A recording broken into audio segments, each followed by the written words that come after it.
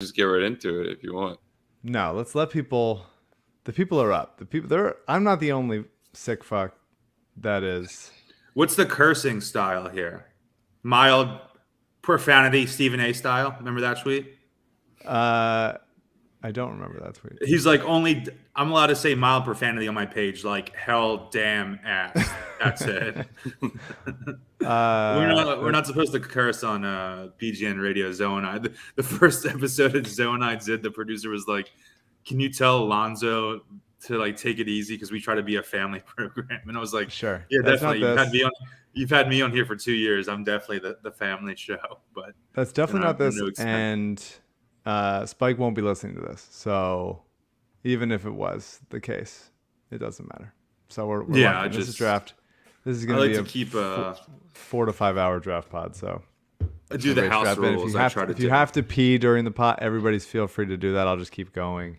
Yeah. The Sixers didn't even draft anyone, and we're doing a draft podcast for a very long time. That'll be good. CJ, how are we looking? What do we think? Do you want to start, or should we give it a couple more minutes? We much more people in here than I expected. I told you, CJ. Come on, man. So, James, are you on the East Coast? Around. I am, yeah. How you feeling? You tired? You wired? A little bit of both. I had a beer when the second round started, Zach Lowe style. Zach Lowe style, man. Shout out Killer Cow. Gotta do one. Just the one. That's all you need. Have you tried the Zach Lowe one beer from? I guess you're West Coast, but they sent it to you. I think they sent one to me. Yeah, I've been there once. It's nice. Cool setup. Yeah, he's never strayed from it. He still only does the one beer, and says it a lot. Do you think one time? Oh, he does say it a lot, and he's aware of the bit, which I guess I respond. I guess him playing the straight man to the bit is admirable. He's a very straight man type of guy, so I respect him not being like, "Oh, I can't say that anymore because these sickos keep talking about it in Philadelphia." Yeah, that's fair. Also, yeah, the percentage of his listeners that would even be vaguely aware of that bit has to be extremely low. No, the percentage would be way higher on this podcast than the Low Post, I would think. Yeah, that's true. All right, let's do it. Oh, and CJ, if anything happens, just like jump in. Sure. If I don't see it, if they sign somebody or Doc gets fired, Con Gillespie, come on down. If Doc gets fired tonight, I'll let you know. Doc is fired, or a training camp invite, any of those things, anything big like that would be worth popping in for. Truly. All right. Okay. Hello. The Rights to Ricky Sanchez podcast is presented by DraftKings Sportsbook. Shamus, you're a sicko. DraftKings Sportsbook. Sign up for DraftKings Sportsbook by using promo code RTRS. Also brought to you by Big Barker Therapeutic Dog Beds. Get yours. BigBarker.com/Ricky. Adam Ksebe, who is the official realtor of The Process at ProcessRealtor.com. LL Pavorsky Jewelers got a great ad for you for LL later today in this podcast. LL is where Rights to Ricky Sanchez listeners go and get engaged. And, of course, Stateside Urban Craft Vodka. Drinking one right now. The official sponsor of the Corner 3 newsletter with Zoe, our pal Zoe, and StatesideVodka.com. Zoe is doing great work. Zoe is doing the Lord's work. I'm excited for Zoe's newsletter tomorrow. Shamus and I, who you'll meet in a second, are big Zoe guys, massive Zoe guys. I'm also drinking a Stateside right now. Iced tea and vodka. Great can. Spike has the, tank top, whatever that's got. It's got 3 carbs, 3 net carbs, 100 calories, and it tastes great. I'm going to be drinking it over the course of the podcast so you can judge for yourself with no carbonation how buzzed I get from just one narrow De'Anthony Melton shaped can. It's in stock now. StatesideVodka.com. What are the words that he says before the music plays? CJ, play the music. Larry, sweetie, the man is here.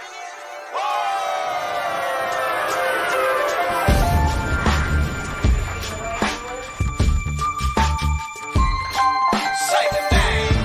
I say the name. I say the name. We were right, y'all.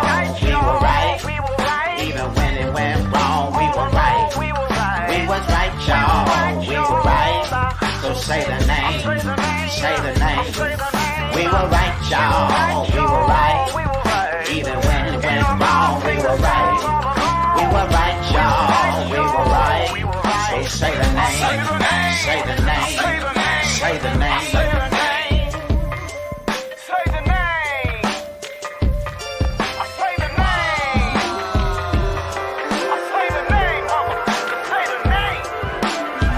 Rights to Ricky Sanchez forever. Hello and welcome to the draft night edition of the Rights to Ricky Sanchez podcast. I am Mike Levin. Spike Eskin is nowhere to be found. He bailed on us for, I think he's something out of the podcast is all that we need to know. And we instead have true sicko, an absolute lunatic, one of my good internet friends, Shamus Clancy, deputy sports editor at the PhillyVoice, does Eagles pods with our boy Alonzo Jones at BGN Radio. Really one of the most voice of Philadelphia guys that I know. And also my former comrade at Liberty Ballers circa many years ago. Shamus Clancy, You were my boss. You were my boss, though. None of us were making any money, really. No, that's right. Yeah, it's a very serious boss. I was really taking advantage of you and everybody back then.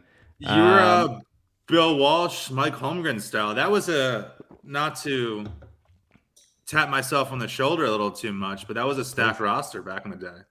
It was. We've talked about the Liberty Ballers roster a lot, and that is I take credit for all of them. And even Derek, who really didn't want. He at was that fine time, Derek before. and I are close He was now. fine for it. Derek and I are very close now, but at the time weren't as close. But I still take credit for his career, and he should know that, even though I did almost nothing. So Shamus, we're here. The Sixers had a draft tonight. As of now, they've drafted no one. They drafted exactly no one.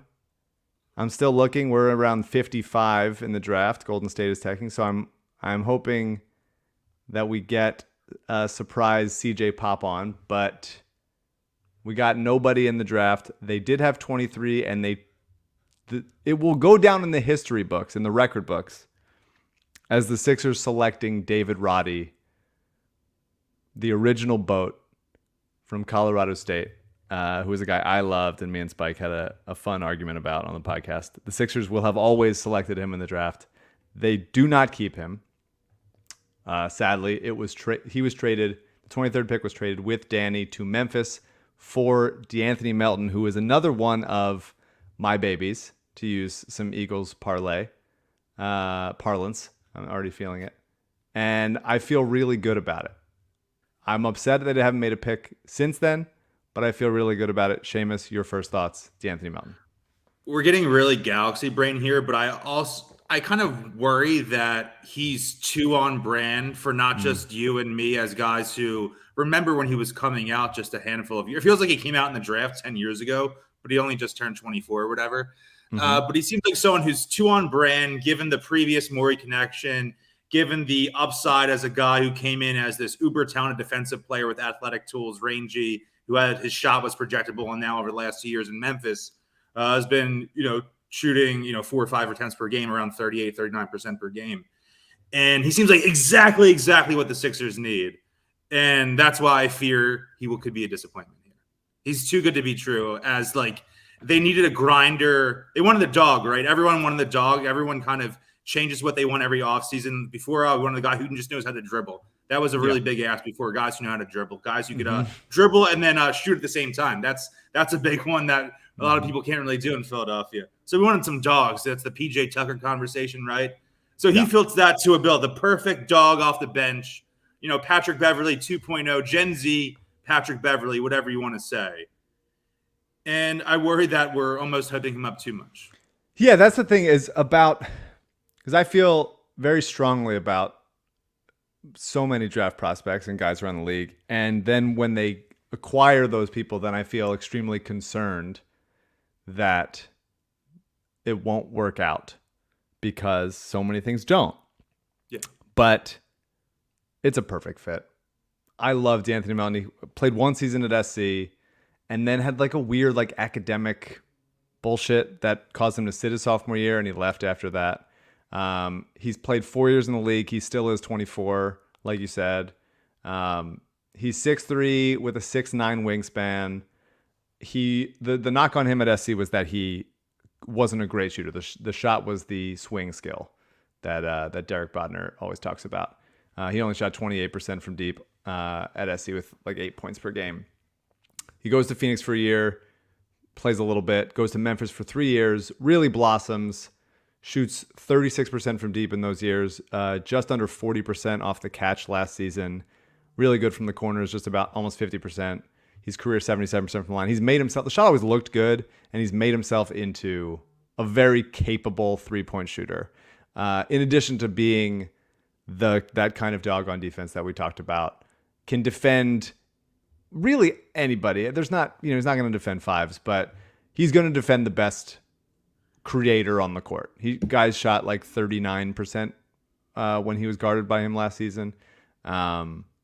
He can get in those passing lanes. He can use his length to impact anybody, but he's also physical and sturdy and can be one of those on-ball guys that takes on the number one assignment and not just does the like chase down blocks. We'll talk about Matisse when we get to it, but like they needed a guy that could really take the number one option and not be a total zero in the offensive end, and that's De'Anthony Melton. Like he's just a really, really good basketball player who has young legs and length and plays hard and will be the really perfect complement next to, I think they'll probably play all three of them together at sometimes, but generally next to one of Maxie or Harden. How do you feel about that? Yeah, if it's a situation where they had either Harden or Maxie, he's got to start opposite them would be. But you can't really have three guys that are that size playing on the perimeter there, especially if you're having Tobias at the 4 and Joe at the 5. But he's the perfect bench guy because you're being able to rotate in and out. That you're going to have, whether it's Tobias and him or James and him, and then Tyrese and him. It really helps the bench, and he's at that age threshold at 24 where I think Doc would be interested in playing him, given that he's been in the league a few years and he's not 19, 20 years old or whatever it is. But he's not a starter, but I think he's that perfect bench fit. Not quite, but just more of a Philly comp. Some Aaron McKee vibes as that sort of fake point guard opposite the ball-dominant guard, right? Yeah. Those are the vibes I get.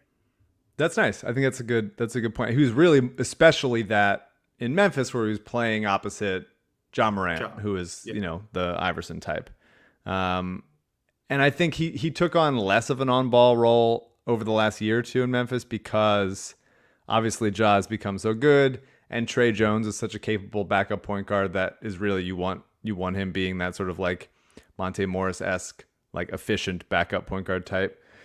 And even Desmond Bane, who's turned himself into a really good player very quickly, who should have been on the Sixers, has the ball in his hands sometimes during the games that Ja's missed. So I think that Melton has some creation ability, but also has played a lot off ball, which he will with Maxie and Harden a lot. But having a guy that can, we'll talk about Danny in a second, but like having a guy that can capably defend while also not being a total zero on the offensive end, or even not even a zero, but like can just do more than the one thing. Like Danny was really, anytime he dribbled, anytime he passed, anytime he did anything except for literally catch the ball and rise up immediately, bad things are going to happen. So Melton is the guy that can attack from the second side. He can move the ball a little bit. He can get out in transition. Maxie was the only guy that was getting out in transition last season, and he's obviously not like a big, imposing, thundering wing type. And Melton is a guy that can get out and run and be a little bit more imposing with a head of steam. So I'm excited. I'm really very excited about him. I think he cuts well. He gets out in transition, as I said. He's just like a fully formed basketball player while being still 24 and hopefully improving. The other thing I want to mention is that he's turned himself into a really good rebounder as a guard, especially at 17% defensive rebounding rate as a guard is just like excellent.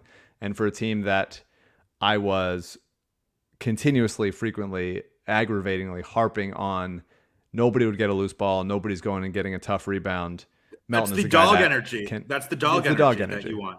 Yeah, you just need, and it was honestly, I've never seen a team as relatively competitive. Obviously, the Sixers didn't get past the second round, so I don't want to say like contender, but like close to one that has been slower and less athletic. And so this is one step forward into getting less slow and athletic. We'll talk about Doc in a second, but I want to talk first about Big Barker therapeutic dog beds. Shamus, do you have a dog? Are we dog family? Yeah, I should. I guess Spike isn't here, but I got my dog tattooed on me last week, so I'm kind of filling that void in the Spike universe. The dog is a little older, around 11 or 12 years old, an old dog. So we probably need a Big Barker. Love that. Love a senior dog. That's very important because dogs that we are adopting, we're a very pro adopting dogs podcast here. Absolutely. If you love your dog, if you love your old ass dog, if you love your PJ Tucker aged dog, you got to get them a Big Barker. You got to care about their joints. The only way to prove that you love them is to get them a Big Barker, and you can get one at bigbarker.com/Ricky. You can get the bed with the process pup patch, which is free if you want to answer questions to all of your house guests of what that patch is on your dog's bed. Or you can just take them separately and put them in a drawer and never see them again. It's just not, you don't want your dog to be sleeping on the ground. It's nice when they're sleeping on like a nice little rug. You can probably get a cute picture out of it, but really you want to get them a full, supported, not too cheap dog bed. And really, if you get a Big Barker dog bed, it's the only dog bed you're ever gonna have to buy. You're not gonna have to buy a bunch of other dog beds. This is the one you get it one time. My parents burn through them so quickly, like seasonally. They're doing 4 or 5 a year in the crate area that the dog likes to chill in. It's unhinged behavior. We make one big purchase for a really nice Big Barker dog bed because you care about them. You don't want them to develop arthritis. You don't want them sleeping on the ground or on like a shitty blanket that's all get torn up or anything. It's a good, healthy, thick. Honestly, it's the dog of dog beds, and that's what you need. That's what the Sixers got tonight, and that's what you needed with your dog. Go to bigbarker.com/Ricky. Get the Big Barker dog bed. It promotes enhanced energy. You need that. Mobility levels. You need that, especially in older dogs, and reduces wear and tear on younger dogs, especially if you have bigger dogs, like 50-pound plus. They're going to develop arthritis as they age, most of them. So we don't want that. Big Barker was proven in a study by Penn Vet to improve the health and happiness of your dog, engineered by experts to keep them youthful and useful, let's say, for longer, and brings older dogs back to their best. They have a 10-year warranty. The foam won't flatten. They'll replace it for free. Get the 1-year at-home trial. Try it for a full year. Any reason you don't like it, your dog doesn't like it, he tells you don't like it, they'll pay for UPS to bring it back to Big Barker for a full refund. It's all handmade in the USA. I'm going to say Big Barker dog beds. Shamus is going to bark. Big Barker dog beds. Ruff. I didn't know if I is. wanted to go with a wimpy dog thing or kind of a junkyard thing. And you mix it up, and that's important, and that's the kind of dogs that we are versatile doing. Okay, so back. So you mentioned that Doc wouldn't have played a rookie anyway. And I think that that's a fair, shitty point. Yeah, it's terrible that there's flawed in the process there that in reality it'd be nice if they just took a guy that was 19 and can beat De'Anthony Melton in 2 years on a much cheaper deal. But they don't really have the infrastructure in place to cultivate that environment, nor do they have a coach who has any interest in seeing that come to fruition. Yeah, it's a little. I love the idea of drafting a guy, especially in the first round, especially in the late first round, that has an extremely cheap contract for 4 years. You get to develop them, and they turn into a really good, helpful player, rotation player while they're still on the rookie deal. It's frustrating that hasn't happened too much. It's obviously happening with Tyrese Maxey. He's probably going to become a max guy, but it hasn't happened as much as you would want for the Sixers at those sort of rotation player first or second round levels.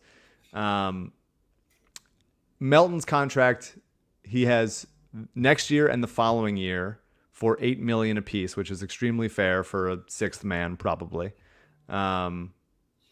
It does salary-wise. It reminds me of the Seth trade in terms of using a little bit of draft capital, but getting a guy who probably hasn't played enough given to his talent, got shuffled around a little bit, has been on some crowded backcourts and perimeter teams, but is on that manageable second contract where he could really blossom in a larger role elsewhere. And we saw Seth do that for, a year and a half or whatever it was before he went to Brooklyn. Yeah, I think it's Seth adjacent. I mean, Yeah, I mean they're not stylistically similar Right. players, but the idea of targeting an undervalued player who rates well analytically, those types of things, I think it's just wise. yeah. I mean, we were excited when as soon as it happened. Yeah, we're thrilled. Look, I mean, it is truly shocking that it had to be David Roddy that got picked in this trade, but it's just an excellent fit, and it's. Would you he's a rather really them solid kept player. it? Would you rather them just kept it and drafted David Robbie? No, I think Melton. Look, I really do like Roddy very much. But the thing about the draft is that you don't know who's going to truly step up and how long it's going to take them to get there and what situation it's going to need to happen for them to feel like they can grow and they can play their best and all that stuff. I think players will eventually weed themselves out who's actually good, who actually wants to put the work in, who's improving, all that stuff. But Melton is already, while being an NBA veteran, still in his prime or entering his prime, and has proven capable of being this guy on a high level. And so I think the odds of him like falling out of Doc's rotation are very light. So I think Melton is profiles to be the better player overall. I like the fact that, a first round pick would have had 2 more years on it, but Jaden Springer is essentially going to be the first round pick this year. They took him last year. He didn't play at all. They get to develop him for a year in the G League. They claim that they're happy with his progress. I obviously believe in him a lot. If Springer can, Spike's not here to poo-poo this, so I'm going to say it. If he can, work his way into the rotation and be like a helpful player on the defensive end, him and Melton can come in and really like lock down opposing defenses. And that can be even like Maxie, Harden, Melton. This is a true non-Spike podcast. Maxie, Harden, Melton. I'll side with Spike on the Springer talk. It's all right, it's a little disheartening to see guys the playoffs contributing that are late first round picks, and it's like, oh, this guy was for on sure. Lorenzo. But they drafted him knowing he's a prospect. He's super young. He's younger than a lot of guys got drafted tonight. I think there's a version where even though they are like guards-ish, one of Maxie or Harden plus Springer and Melton can play in a we need defense, but we can't fully sacrifice offense type position sometimes going forward. That's the goal. I'm not saying a realistic minutes per game situation for Springer this year, you think? I mean, I think it'll be sort of similar to the way like a Korkmaz was in and out of the rotation last year. I think there'll be stretches when he's playing and he's feeling good and he's like super helpful, and there's times when like the shot will probably leave him and looks a little bit lost offensively and he needs to go back and like put some more work in and practice and like figure it out. But I think he should be in the mix for a rotation spot. Hopefully more like a step up more than what Isaiah Joe was doing last year. And who knows if Isaiah Joe is in the mix for the rotation spot. I kind of was maybe assuming they would have traded Isaiah Joe tonight. A lot of trades and decisions still to come. But we'll see. We'll see with Springer. But as far as Doc not playing a rookie, at least they, don't have one. Our friend Jim Adair made the point. Good friend Jim Adair made the point that having a De'Anthony Melton and a Shake Milton will be hell for sports radio callers. Your thoughts on that? Well, like when someone makes a sports radio caller joke, I think of it less as like talking about the Fanatic or WIP or just like what my dad would say to me or text me. My dad's a dad texter, make some mistakes there grammatically, spelling for names, certainly when it comes to athletes. Sure, hitting enter 4 or 5 times, not using punctuation. Yeah, we all like have them. Shake Melton and De'Anthony Melton will be said to me at some point over the next handful of months for sure. Yeah, so that'll be that's something we can look forward to. What if we add the S on there? Shake Meltons. Shake Meltons. If one of them would volunteer, people talk about like, hey, what's your jersey number going to be? What are you going to pick? You have to like negotiate. If Melton or Milton would agree to add an S for the sake of parents in Philadelphia that are vaguely aware of things, I think that would be a generous thing for them to do for like, maybe a Rolex or something like that. Is Alshon Jeffries the GOAT in that regard in terms of a name that gets added an S unnecessarily? Yeah, 100%. I mean, my dad would call him Theo Ratcliffe. Added a C in the middle, which is a choice. But yeah, Alshon Jeffries is definitely Alshon Jeffries for sure. Greg Jeffries would probably go by a Jeffrey at a certain point. You mentioned Matisse earlier. There was a lot of talk coming into today that Matisse might get moved. Matisse could be moved with 23. Matisse could be moved with 23 and Danny, who we should also talk about in a second. Yeah. No, Matisse doesn't get moved, and yet they acquire a guy. Though there's a report saying, hey, Portland wants to deal for Matisse straight up. Sixers were trying to make it work in some sort of 3-team deal, but it never happened. But they still end up with a guy who is somewhat similar to Matisse in that he's defense first, but far, far, far more capable offensively. The Sixers, however, now that they traded Danny, which again we should talk about for a second, but they don't have a starting 3 right now. I think Melton is best used off the bench to spell one of Maxie or Harden, whoever comes out first. So they're still like minus that. Matisse, as it stands, figures to be that right now. Do you think that there's a chance that they still keep him, or are you thinking it's just a matter of time? It didn't happen in the chaos of draft night, but they're still going to find the right move. I don't think he's back. It just that was the vibe I got in a way, but I don't think necessarily like saying, oh, they got De'Anthony Melton, they need to move Matisse. Now they got this defensive stopper, because while they're both have that label to them, not necessarily the same type of player. Matisse is better as a help defender, I would think, than De'Anthony is. And, Matisse might be drawing the targets of guys who are more 3 and 4s, whereas Melton's going to do it on 1 and 2s a little bit more. So I don't think it necessarily means he's expendable, but in a way it might make you think like it devalues him at the same time when he's here, right? Because you're saying, oh, imagine Matisse Thybulle if he could actually hit an open jump shot and could dribble a little bit and was a few inches shorter. That's him, right? Yeah. Do you envision him being here? What's your top 6 guys? I'm writing them down right now. Like, who do you expect to be top 6, 7 guys on the roster? I think that whoever they trade Matisse for, you think that's definitely going to happen? I think so they traded Danny. Danny is obviously blew his knee in the playoffs. Yeah. Extremely upsetting for Danny to happen this late in his career. He claimed at some point that he was going to try to come back in February. That was ambitious. The odds of him playing any sort of high-level basketball, although he goes to Memphis and gets to do whatever Andre Iguodala was doing for Golden State this season for Memphis, that's very cool for him and for them. It would be a great fit. Hang on. CJ does not tell me, but Sixers Adam texted me. Oh, CJ put it on the board. It's Bodner reporting the Sixers have signed Julian Champagnie of... There's 2 Champagnes. I believe this is the St. John's Champagnie to a 2-way contract, which I like. Yeah, Julian Champagnie, St. John's to a 2-way contract. We'll talk about that in a little bit. Real pain for my sham friends. Real shame for my. Yeah, we can work with that. We can absolutely work with that. Yeah. But yeah, so Danny goes, and in sending Danny and in acquiring Melton, they and guaranteeing Melton's contract, which Danny's was not, it makes some of the free agency talk with Eric Gordon or PJ Tucker. Well, PJ Tucker with free agency, Eric Gordon in a trade. It makes it slightly less likely to impossible that it happens. So now they're looking around and the options are more limited. But yeah, I mean it's a bummer that Danny is gone because he was.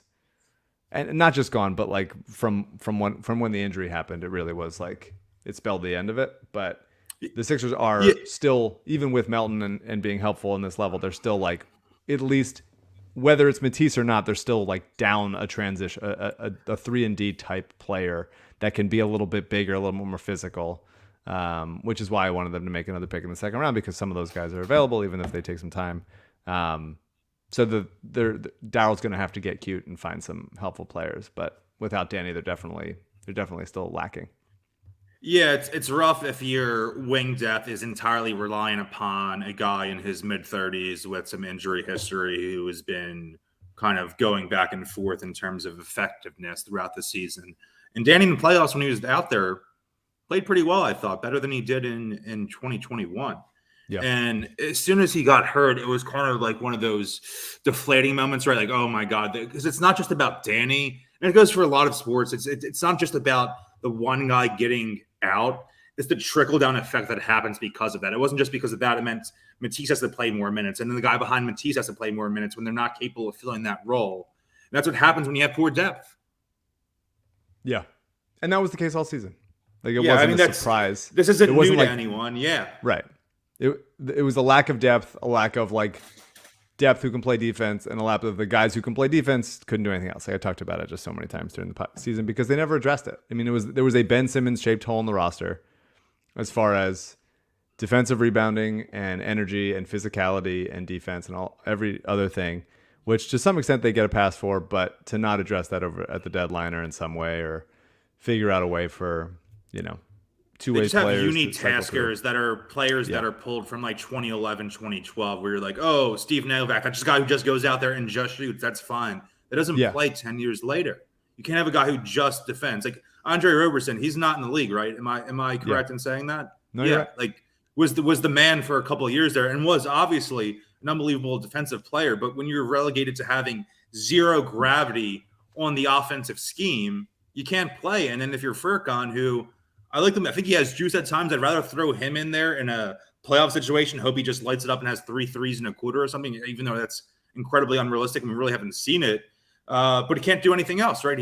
Those minutes that he gets as quote unquote point Furkan that we joke about and laugh about, that can't happen for a team that has true title aspirations, right?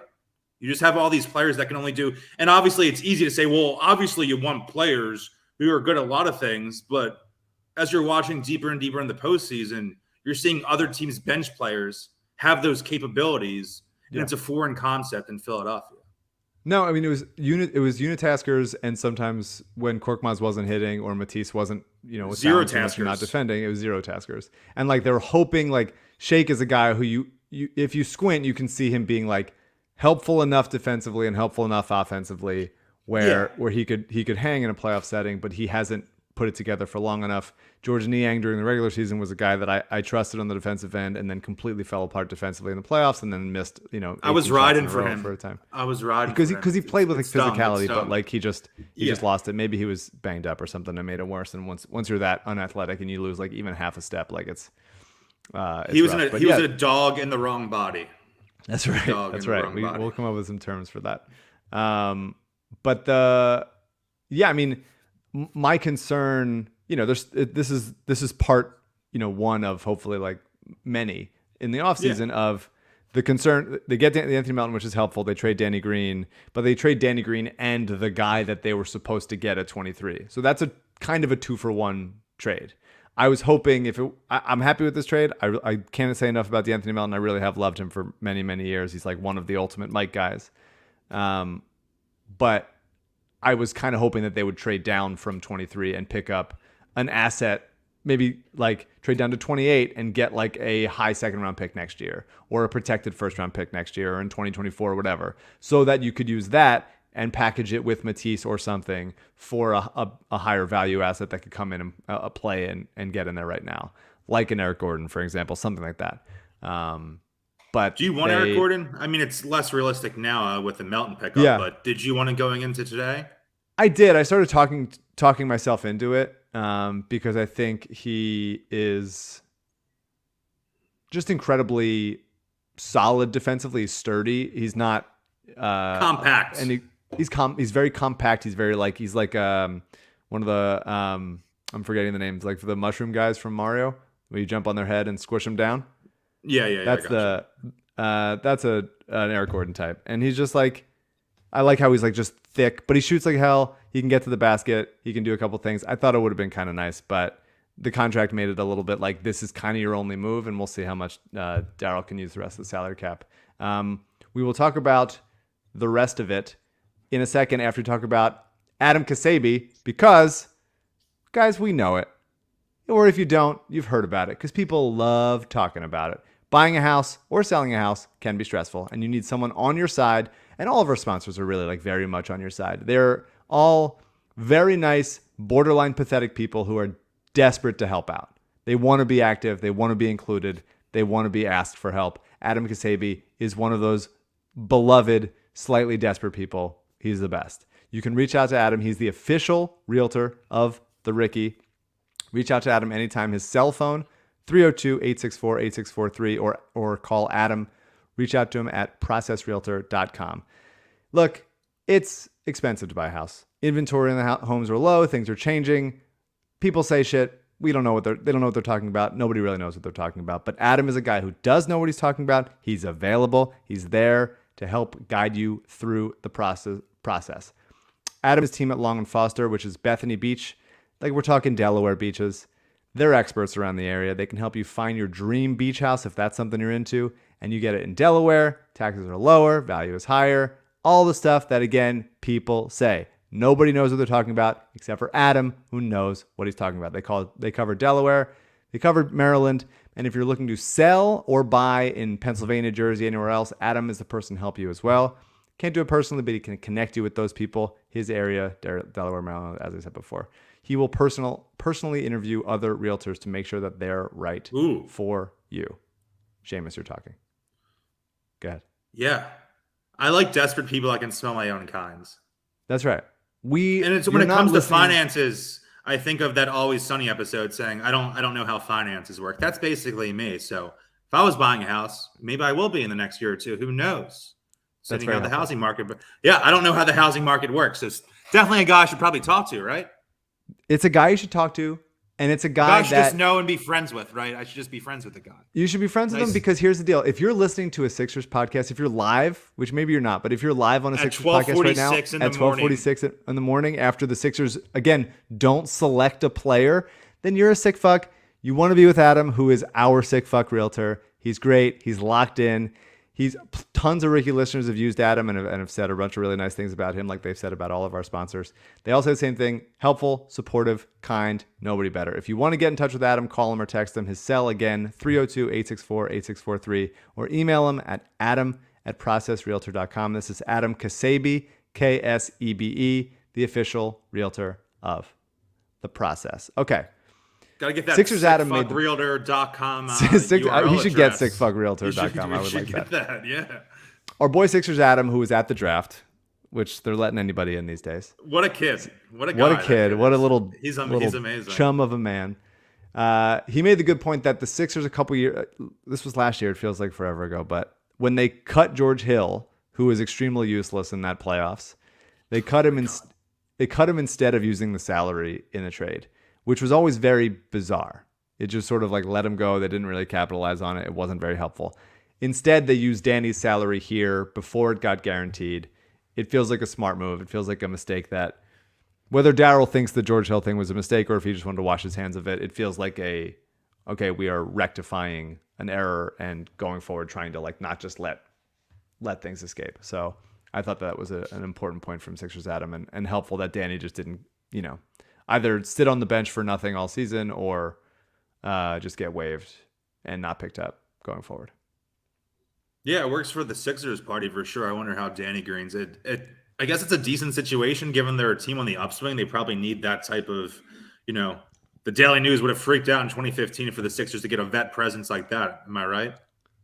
Like a Danny situation, yeah. or yeah, like I'm saying, like the traditional beat writer during the process era, like they need a Danny Green. Yeah, veteran presence. Who's the one point guard they really wanted that was almost out of basketball? Earl Watson?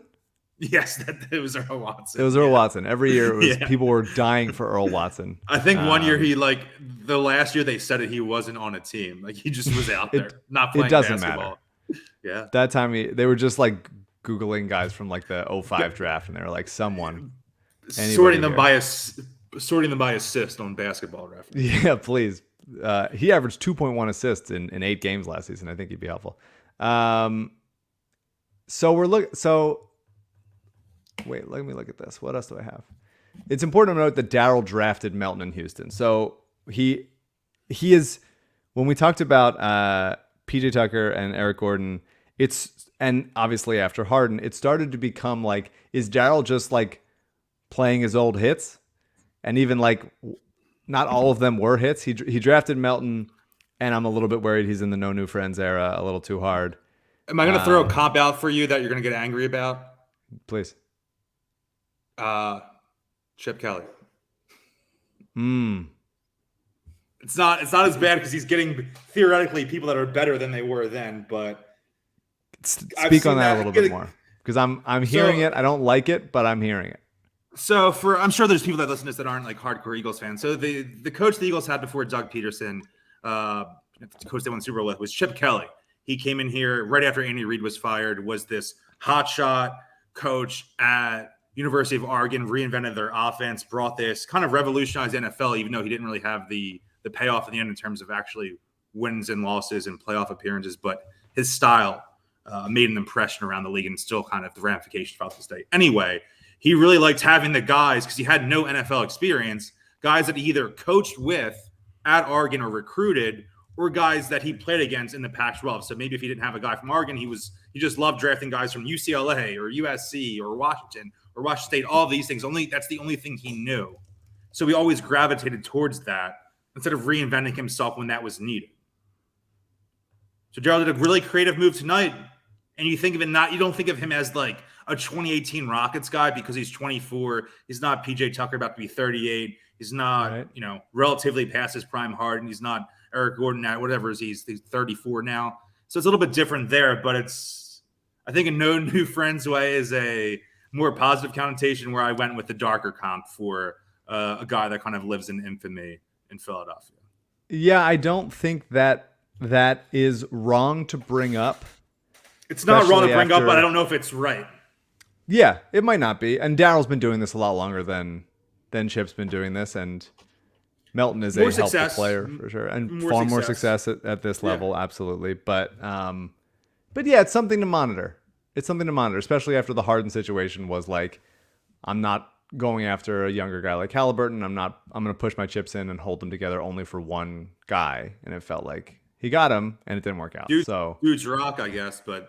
Dudes do rock, and it was a nice hug. They seem like they're really good friends who can break that up. They do seem like they're friends, and look, to have a nice workplace where you like your friends, I think is solid. But it didn't seem like maybe the best workplace overall, so I don't give him that many points for that. Melton, it should be noted that even though Daryl drafted Melton, he did trade him before he played for the Rockets. So maybe this is more of like a Covington-esque one that got away situation. I like that comp's a little bit better. That comp is more fun. That's a funner comp. Yes. Yeah. And it's important to note, like, the Sixers haven't had a guy who could defend his ass off as a role player, because Ben is like a separate thing. But they haven't had a guy who could defend his ass off and also like look like a capable offensive body. Like, Danny was so stiff. Covington has improved as an offensive player, but is still really stiff. And Melton is like, he's a player. He's like an athlete. He's a player and can dribble. Who's the last one they had? Like, Iguodala doesn't count, right? He's more in the fake star category. Totally. I think like on the list of guys, like the nexus of like, well, they're not so good that you're depending on them for everything, but they're just like, hey, this is a helpful body that seemingly, how many like capable defensive players did it seem like the Celtics had who can also like do some stuff on the offensive end? Like, it's been a while. On Twitter, I said John Salmons. He wasn't a great offensive or defensive player, but at least he could like kind of masquerade as one. I may have never had one in my lifetime. I'm not even trying to be funny. I mean, Aaron McKee, you mentioned earlier. Yeah, that's okay. Yeah, so that 2001 team, and I thought George Lynch, but I don't think he's necessarily a fluid offensive player. No, he was stiff. Right? He was super stiff. Yeah. Somebody on Twitter mentioned Rodney Carney, but he sucks. He was never good at anything. Yeah, but I probably loved him when I was a kid, though. So that's. Oh yeah, come on, with the high socks, of course. Yeah, I was a high socks kid. I'm trying to think of like anybody else. CJ, if anybody's saying anybody in the chat who is a capable defensive player, Karolinko, who also could dribble a little bit. Yeah, famous former Sixer Andre Karolinko. So many great memories. There just hasn't been that many of them. You could say Hollis. I might say Hollis, but I probably won't say Hollis. I'll say Hollis. Okay, great. So this is definitely going to be helpful. I can't say enough, but there's still like there's just not. You asked me earlier for my like top 6 guys, and I wrote it down. It's bad. It's bad. It's not good. I mean, I put PJ Tucker in there. He is definitely De'Anthony Melton. All right, so like right now the Sixers have Maxie, Harden, Melton, Harris, Embiid as legitimate guys who can play in the playoffs. That's 5. I would say. I would say B-Ball Paul proved himself totally fine, but maybe you would disagree. One of B-Ball Paul or Charles Bassey is going to have to step. I like Paul. Okay, great. Yeah, and then you're into like, hopefully Shake can have a healthier, more successful season. He was kind of snake bit last season. We're hoping that he has a better year at the team option that they just picked up for Shake. and he becomes capable. And then it's Matisse, whatever Matisse gets you in a trade, because I think they're probably going to move him. There was a report the other day about if you haven't, I think it was Neubeck that said, or Woj, it was Woj that said it, and Neubeck said it on Twitter or something, where like people forget if you haven't gotten a call, if you haven't gotten a call about Matisse in 23, then your phone's probably off. I did see that. Which is a really like desperate, like selling CDs on the Venice Boardwalk type move. So Daryl's out there selling CDs on Walnut. Yeah, there used to be an FYE right there at Broad and Walnut. It works at any coast. It's a universal concept that's understandable. So I Big like time. it. I think Champagne, do you think he could have Mark Madsen vibes if this team was better and is just like the pop the champagne guy at the parade celebrating? I like that. I'm sure the jokes are flying about that on Twitter right now. I haven't been on Twitter. I missed the golden opportunity for a joke on this one. Well, but I think like immediately they have 6, let's be generous to Shake and B-Ball Paul, and say 7. I don't know. Guys who can play a little bit. They might have both 4, ways. And then like the other guys are halves all put together. I'm giving Melton a full. Melton's a full for me, 100%. So the full is Joel, Tobias, Tyrese, Harden, Melton. Those are 5 guys without a doubt who can play in the playoffs. Yes, so those are 5. Absolutely. Absolutely. And I think Tobias as a defensive player, who knows how much he wants to be here. His camp keeps leaking to Keith that he's like looking for more of a role. He just won't get one here. The Sixers aren't just going to give him away for nothing. But like, that's 5. I'll take Shake on a bounce back year. I'll take B-Ball Paul growing and moving forward. And you just really need like 2 more guys. And are you read over Bassie? I have read over Bassie for now because of the versatility. What's the consensus amongst the sickos? The sickos are B-Ball Paul heads because they've seen it more. But Bassie is definitely more the like the generic backup center, screen and roll, rebound well, be in the right position. Don't do anything fantastic aside from like protect the rim and just like grab balls, but not much else than that. They need some more. They need like a couple more guys, and it's going to be up to Daryl to like find some like crafty ways of getting them. I thought there were a couple guys falling into the second round that they were passing up. Guys like EJ Liddell, who fell to 41 to the Pelicans. I don't follow the draft remotely in the same universe the way I did when we were in the Liberty Baller Sicko days. Yeah. But from the little I did to prep myself, not just for the draft, but for this podcast too. Yeah. Liddell was the guy I really liked a lot. And I thought that made sense as a bench piece here. Whether that's a guy they picked up at 23, I would have been happy with that if that's the way things played out. Or if they bought a pick early in the second round and that's how it played out. Yeah, it's a bummer that they didn't buy a pick. I think my question with Liddell is like, he can move his feet well for a 5 on the perimeter, but do you want him always doing that as a 4 next to Embiid? I wasn't fully certain about that. I liked him more like in general somewhere than I did like having to play the 4 if he's really valuable, and I didn't want to waste a roster spot or waste a pick. They need a back needed someone who could really play the 4 and 5, but at the same time, any guy that's good enough to play both the 4 and the 5 competently is going to be available to them either through draft compensation at the pick available, or if it was a free agent piece, without a doubt, out of their price range. Yeah, I just wanted more of a wing, and I think he's a better fit as a 5 because he really can't do much with the ball in his hands. But I would have been fine with him, especially in the second round. I would have bought 36, 37, whatever, and taken him. They didn't. Jaden Hardy would have been a good upside pick for me. Kendall Brown, same thing. Kennedy Chandler was falling. Vince Williams fell. Like guys that were just very available. They ended up getting. I'm a little bit bummed that maybe they didn't want to pick. Maybe they don't care. Maybe Doc wasn't going to play him anyway. Maybe they have ideas for what the roster spots are going to be like. But obviously, I'm a second round guy. I was born in the second round, and I love it. And I'm upset that they didn't use it. But they did draft. They did sign Julian Champagnie to a 2-way contract. He's a 3-year player out of St. John's. He's a New York guy. Tell me about him. He's a big wing, 6'8", played 3 years at St. John's, can shoots a lot. He's New York City guy? New York City guy, hometown like Brooklyn, went to Bishop Laughlin High School. Was not a guy that I was crazy excited about. I wouldn't have jumped into the second round for him. I liked the other guys better, but he played pretty good at St. John's, basically as being the number 1 guy, averaged 20 points per game as a sophomore, 19 as a junior. Took over 6 threes per game, shot 38% as a sophomore, and fell back to 34% as a junior. Gets to the line a little bit. He profiles as long enough to defend a little. He was really just like the number one guy at St. John's. Like they were a pretty mediocre team. They had another wing defender named Aaron Wheeler, who is a Michigan State transfer. A Purdue transfer, who covered the better player, I would say. But Champagnie was like a fine to reasonable, like helpful team defender, would get enough steals to make it useful. And whereas Wheeler was more of the on-ball guy. And I think of him in the realm of an Aaron Henry, who the Sixers had on a 2-way early last season. That's the sort of like shape his body is. I think Champagnie's a better shooter. He's more creative with the ball in his hands. I like him. He's not as bouncy and as ferocious as Charlie Brown was, and I've become a Charlie Brown Jr. guy. But I definitely think he's helpful as a player and would be a totally fine 2-way player that I'm excited about and excited to dive into more.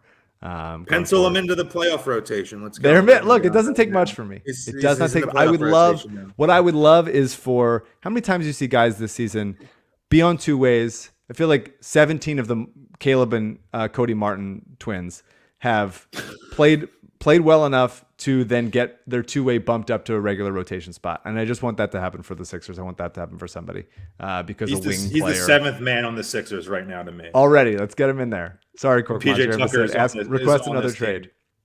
Ashley has a Furcon jersey. You do have a Furcon jersey? Ashley has one, yeah. Oh, I love that. Speaking of Ashley, we should talk about the thing she's wearing on her finger, which is a ring from LL Pavorsky Jewelers, which is not only where Rights to Ricky Sanchez listeners go and get engaged, but because Spike Eskin is not here and Shamus has his video on mute, it is where both current Ricky hosts go and get their now fiancés engaged. Shamus, you had Ashley, who is, both of you guys are, celebrities, Philadelphia legends, Bednarik adjacent. I need the cigar pick to ice it for the Bednarik comp. There might be some that exist that I hope don't pop up on the internet. But that's you guys kiss at the Eagles Super Bowl parade, and you get your engagement ring at LL. I think those are equally momentous, iconic Philadelphia moments. Tell me how your experience with LL went. I've known LL a long time, just as long as I've kind of known you guys. I've known Jake going back to our days with Liberty Ballers, always kind of a presence online. Both, it was your original sponsor, right? Mm-hmm. He's been doing this for forever and always kept a good relationship with him. And then when I started dating Ashley, obviously he gave me a couple, funny handshakes or winks or stuff if I saw him in person. He loves a handshake and like a pull in, like a little maybe it's just like a kiss on the neck if you're opening up for that. Just a great, quick in-person interaction guy. Mm-hmm. So I messaged him and I was like, "Hey, might want to come down to the shop and talk." And he was like, "Oh, I've been waiting for you," or whatever it was. He's always waiting. He's waiting. He's noticing who's getting together and he's waiting for it to happen. He was waiting since that first Fox 29 interview, I think. But he was amazing. Really, really, obviously something that I'm sure if you're going to do this, I would think the vast majority of time you've never done it before and you don't have really any experience doing any sort of upscale jewelry purchasing. So someone who doesn't have a clue, if you're listening to this podcast, you're probably a lot like me and have acted like this in the situation where you wanted to propose to your fiance or significant other, your partner. And he just made it so easy. Kind of just asked me for a lot of things that what is Ashley like? What is she into? Not just about specific. So you went by yourself. I went by myself. Yeah. Oh, interesting. Well, I went with Alyssa. I wanted to be a full surprise, but that's fine. Wow. If you want to bring your partner with you, I'm sure you'd be amazing with that. But just personally, I wanted to go full surprise. But I had a really idea because we'd been together for a long time. We'd been together nearly 4 years, had lived together for a while. So it made sense that I really knew her well. She runs her own art business, Shop Earth to Ash, on Instagram and Etsy. So I kind of got her vibe, know what kind of things she likes. So I really had a good idea going in there, and it might be more of a unique situation rather than if your girl or your partner or whatever doesn't have a certain specific art work background. Mm-hmm. But if she does or she doesn't or he doesn't, whoever you're going there with, he just makes it so easy. It's a nerve-wracking process too, because if you're going there, either you were with your partner or without, you're not just nervous about going in there and finding a ring that you hope your partner will love for the rest of your lives, or you might be worried about the price that's in that situation too, but he's really helpful with that. And then you're also nervous about the actual act of doing the proposal once you figure out all this hard stuff first. And he just really made it easy and seamless. And it was really great. And, appreciate him forever for the process. Yeah, I agree with that. That was a good ad. That was a good ad for him. That was a great ad for him. I was just enjoying the hearing about Stuart. it. I think that it is definitely anxiety inducing, and to be with a guy who is big anxiety guys. We're big anxiety guys. We're big sick fucks. When we're alone or with other people, that is who we are. And go to LL. He will calm you down and give you a big warm hug. And he'll easy location to get to. If you're tougher for me, but I made it work. Yeah, a little tougher for you. I mean, if you're in the surrounding area, it's around what is it, 8th, 707 Walnut? That's the address. 707 right? Walnut. That's right. So I got that. So really accessible through. If you're coming from somewhere else, take the suburban station at Philadelphia, take the Market Frankfurt line down to 8th and Market really quick. Little hit up there. I walk there. Love it. No flex as Beautiful. A Philly guy. I think It's that's the first thing someone would know about me. But that is very nice. I like that we become just a directions pod. Just here how you get there. Here's how you get it from all over the place. Cartography pod. That's right. Call Lee at 215-627-2252. You can email him at lee@llpavorsky.com. You can tweet at him at @LLPavorsky. He's the best. We love him. We've known him for a really long time. Nobody sweeter in the world. He's a generous supporter of our charities, Coded by Kids and Providence Animal Center. And I didn't do a tagline for LL because I was busy listening to Shamus's beautiful story. So LL Pavorsky Jewelers, get engaged to the person we love that you love. met. I'm not a host of this podcast, but everyone loves love, right? And if there's another Super Bowl parade, just start asking whoever you're with at any time. Just try to make out with anyone, but consensual obviously, makeouts and rushing into an engagement. Ours was very consensual. That's great. We got some Twitter flack saying that, assuming it wasn't. I remember that. You were just assuring people that it wasn't. I know the picture was not like this originally, but for us it was, and this is cool. Yeah. Then someone's like, "You put a feminist spin on this," and I was like, "Great, sure, I'll take that. I'll take it. Absolutely. I'll pin it to my Twitter profile." I want to talk about for the last little segment here. I want to talk about generally the vibes around the Sixers. We've talked about things being a little bit low. We're fully into Philly season. The Eagles had a great offseason that things are looking very good for, and I'm very excited about that. And the Sixers are kind of just like dumping along like a weird dying fish, sort of just drowning in the air. I'm a big dying fish comp guy. I like that. Yeah. And now we're at a place where the Sixers have made one helpful move. It's universally seen as a helpful move. But they're far from done. Where are you at with the Sixers right now as we're still waiting to hear about what the Harden deal ends up being, but picking up one helpful piece tonight. They can't really win the title, right? And it sucks. And I don't want to be reductive because in the years since we were so fervent about the process, I've come to realize that it's not the worst thing in the world if your team isn't just without a doubt the best team in the world or the best team that's clearly going to be the championship favorite.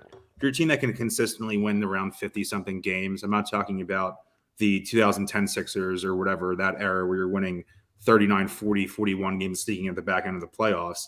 If you're going to be in consistently a second or third seed, even if you're not winning the championship, that's really worthwhile, I think, for a fan to endure that. And that's what's happened over the last handful of years. And fans have had some unbelievable moments. We've had the suspension of disbelief lifted because a couple of times it really did feel like there was a chance to win the title, whether that was it felt like a team of destiny vibes in 2018. And then it felt like things played out really well in terms of their best team being in 2019 with Butler. And then 2020 was the bubble, and that doesn't really count. And Ben was hurt, whatever. And then obviously last year they were the top seed, and it felt like they had the perfect lineup possible to a finals berth. We weren't going to run into the dynasty Warriors or LeBron, anything like that. And it sucks though, right? It sucks that this is what's happened. And it's been awesome at the same time. We've had unbelievable moments, both for the team, as a media member, as fans. And I don't know.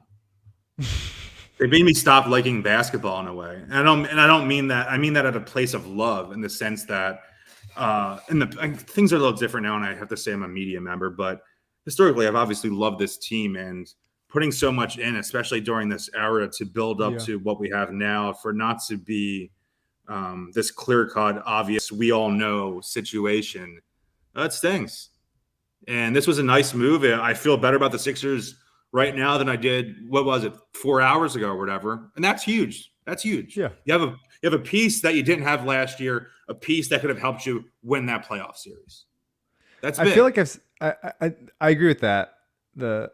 And I agree that, like, it's not likely that things are great, but I look at, Boston was a really bad team for the first half of this season, and they had a bad last season, and Milwaukee failed a bunch of times before they got there. And I think it's not too many moves away or pieces away or bounces away.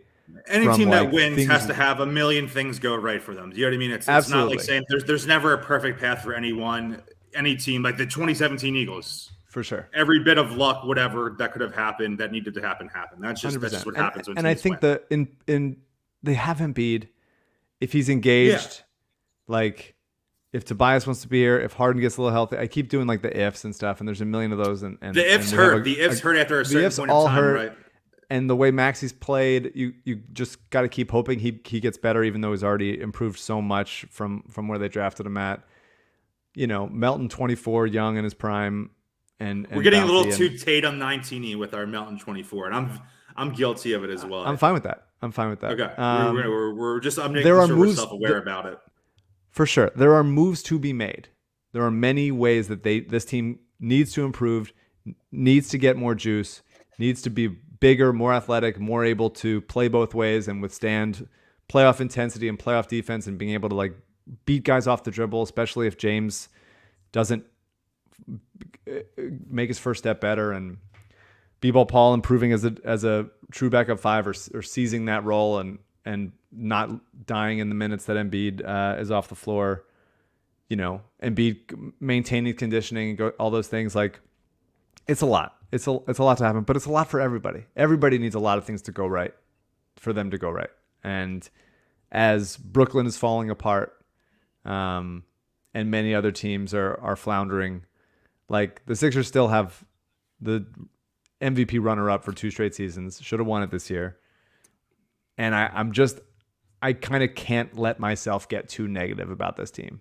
Because 10 years ago we'd have killed for this team, right? We would have absolutely 100%. killed for it, right? Unbelievable. 15 years the ago, wilderness we were in for such a long time. Would have killed for this situation.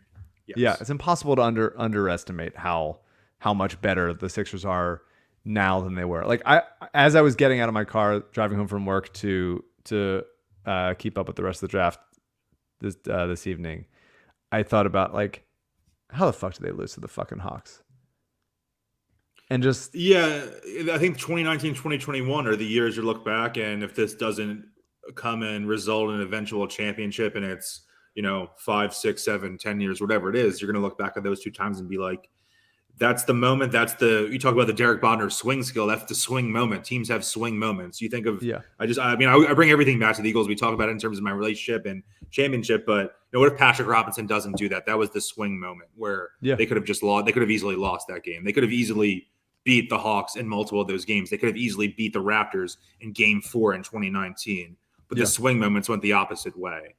And we're going to be left thinking that forever if this doesn't get Kawhi obvious. That's an obvious. Oh, they still had to go to overtime, right? They still had to go to overtime. If they were winning that overtime game, they were on their heels. But this is like the third degree loser situation, arguing about the team that lost in the second round. Yes, deep loserdom for sure. Yeah. I just think, like, the amount of things that had to happen for them to lose that Hawks series, like, is when they haven't made the amount of things finals, you need to, like, go it's right. The same amount of things. That's right. It's this, like, things go right for some teams, and they just need to go right for the Sixers. Like, it's going to be somebody. It's going to be somebody that has, like, a run of good fortune and like catches fire and has like a post-firing Joe Girardi type I felt like Maxie last year. run of good feelings, and that was Maxie last year, and that was one good thing. But everybody needs it to be more, and that has to be coupled with like a Derek White type trade that sort of makes everything make sense. And that trade was crazy when it happened. I just loved it. Watching 1 year of Josh Richardson, and I hate it because he went to the Celtics. I think we were both definitely Derek White guys going into that draft, right? That's definitely our profile. And when they got him for that, I know they gave up a pick too, but I'm sure they're not complaining about the pick right now. Right? Yeah, they didn't trade him for nothing. But yeah, it was things just need to go right. And it's I just want it for Embiid so bad. I think about it all the time. And I think about how the Sixers haven't made the conference finals since the finals run in 2001. Sixers Adam wasn't alive the last time they made it past the second round. And it's not even just a joke, like an age joke about Adam. It's just a reflection had that not of what happened, this team is. Had that not happened, had they just simply beat Atlanta in like an ugly 6 where nobody's even feeling good about it, like they blow one game and they're just like, all right, I'd kill for an ugly 6. They win an ugly 6 and then they lose to Milwaukee, an NBA Finals Milwaukee in like 6. Ben doesn't get traded. There's not a horrible thing. Maybe that's, negative in a different way, but like there's just so many things that had to happen that like now we feel gross about it. Last year was like a recovery season based on what happened the season before. You got to hope that this year there's like a clear-eyed view of like what needs to happen, what this team's weaknesses are, what Harden needs to do in the offseason to get ready to be like a playoff level player. Maxie's improvement. I'm enjoying seeing him back in the gym and getting better. He's just such a fucking joy to watch. He's the only player that's allowed to play post gym highlights. Yeah, but he's not even posting them. It's just like his guy. He's just like happy to smile and stuff. He's the only athlete that's allowed to have that. Yeah, I agree. And then like a little fresh blood in Melton coming in. Give me like 2 more moves that I can feel good about, and I will believe that the Sixers can win a championship this year. What are those? Like, it doesn't moves? have to be that much. It just doesn't have to be that much. Do you have an idea? I'm taking well, over Sixers the Adam. section. This is a Sixers Adam plug. He's okay. Let's do it. I've been waiting for his full offseason report, his offseason retrospective of what the possibility is looking at. It's coming out, I think, next week. So look out for that. It's 75,000 words. There will be no words. There will be kid's a dynamo. There will be 1 billion words about the apron that you're gonna have to read all about. You can skip through that stuff. I skipped that. You have to, and we can just ask. Skip that. We're fine to ask. I'm feeling good from my surf side, so we can just say like, Adam, can they do this? How much do they have left of their taxpayer mid level? But there's things. They just got to work out. Like Otto Porter signs for the minimum in Golden State and becomes like a helpful rotation player in the playoffs. Gary Payton Jr. Gary Payton II. I've been meaning to talk about this for so long. Like just a guy that plays his ass off and knows his role. Like so much of just like knowing your role and coupling that with like athleticism and effort and a couple smart plays here and there and being willing to accept what everybody else needs around you. I want more of those guys, and I would like the Sixers offense to be more dynamic in weaponizing the gifts of those guys around double drawing guys like Embiid and sometimes Harden and sometimes Maxie. And it's just like, if Tobias can keep being the version of himself in the playoffs that he was, which is like, just be kind of Andrew Wiggins. No one's asking for more than that. Then like things can. Will we write about Wiggins now? I do feel like I was right about Wiggins. No, he's definitely not a number 1 guy. He's just like, no, I'm joking. It's just that. It's just like having athletic guys who don't try to do too much. Having athletic guys who don't try to do too much and are happy just like to play their ass off. And the Sixers need more of those guys. De'Anthony Melton is one of those guys. Maxie's going to play his ass off. He's not big enough to be deemed them, but you move Matisse to a team that really needs it. Like Portland, who seems like they want him very much. You can if you can squeeze a Josh Hart out of Portland, then we're in business. Then we're into another 2-way guy that can play his ass off and get rebounds and get out on the open floor and make a couple plays. Like there's going to be things that I want it to happen. I want it for Embiid. I want it for us. I want it for the Six Fuck. I want it for whatever future couple meets at SickFuckRealtor.com. That's right, for SickFuckRealtor.com and for SickFuck meet at the Sixers Championship Parade.com. Someone's going to do it and upstage you and go to LL, and it's all going to be great. I hope someone else. There's no jealousy there. I hope someone else would be lucky enough to find love at the parade. Me too, man. I hope that. I hope there's a million people who do it. All consensually, obviously. I need to reiterate. Great. It's always good to say, and can't say it enough. So De'Anthony Melton, Julian Champagnie. We'll see if we get any other two-way guys or if Grant Riller comes back on a two-way contract or whatever. Shamus, can I get an Eagles prediction out of you before we let you go? 11-6. 11-6. Still Win the sounds division. weird with the 17 games. I hate it. I absolutely. But it's a thing where in 5 years it'll just sound normal. It'll be But fine. last year I hated it so much. But 11-6. Jalen Hurts becomes the guy? He's the half guy. Guy enough. Is that a thing? We just invented it. Capable. He's Keyword. capable. He's a win with guy right now with potential to be a win because guy. If you surround him with enough weapons and they look like they have enough weapons. Yeah, surround him with shooters. Surround him with shooters. Average like 5 yards per carry on the ground. Get out in the flats. Give me some Andy Reid style. And if he's not better than he was last year, the team around him is better enough that it should automatically give you another win or two. Yeah. If he's actually gotten taking bigger. a big leap, that could be up to maybe you're thinking about 12 wins instead. Minimize mistakes. Give me like a couple deep balls a game here and there. Get Devontae and Sanders and Boston Scott out in the flats. Derek Dallas Derek Bodner out in the Derek Bodner out as a fullback, pushing name. guys over. I'm excited about football season. I'm ready to go. I'm happy for you that it's almost here. I love you. I love Zoe. I love St. Joe's Prep. I know nothing St. about Joe's it. more than I do. He's a very big prep guy. He's I don't a big hate prep him. guy. I'm just not as fervent as he is. I love early 2010s Liberty Ballers. And What I a love team. everybody who's still listening to this podcast at this Anyone who's point. listening to this, I know I'm not Spike, and I'm sure you guys like Spike or also hate him, which makes you love listening to the podcast at the same time too. Hope I filled in valiantly enough. I know it's got me beat a little bit there, but it was nice to hop on. I really appreciate it. Thank you for coming on. Do you know the saying at the end of the podcast? No, should we Okay. make it what Jake Fisher's tweet? Oh yeah, I did want that last thing. Tweet of the night goes to Jake Fisher. Shamus is going to read it to you. Who's been involved? Who's breaking news all night? Jake, proud of you. Great job breaking news of trades and all that stuff. But he did have the tweet of the night. And Shamus, if you could read that for us, please. Yeah, so Jake tweets, to be honest, I don't know where Duren is going there. There was some confusion on that one trade about the with Jalen Knicks Duren and where trade. things were going to go. But it sounds like there's a 3-team trade with Detroit and New York and Charlotte. And then that guy, Big Woes, he's big on NBA Twitter, NBA media, said, quote tweet and says, I fuck with Jake, man, like laugh my ass off. And then Jake replies, pound a pack of bowl and go to bed, and has like hundreds and hundreds of likes and a bunch of retweets too. Let me look and see what it's looking at. Pack a bowl and go to bed. I mean, this guy's Jake breaking Fisher. news, and he has 669 likes. That's awesome too. On a tweet about doing marijuana. Woj would never say he's going to pack a bowl and go to bed, and that's why Jake is one of us. We Blunt appreciate rotation, Woj, Shams, and Jake Fisher. We love it. Shamus, thank you so much. Are you down with TTP? And then you say, yeah, lick face. Yeah, look face.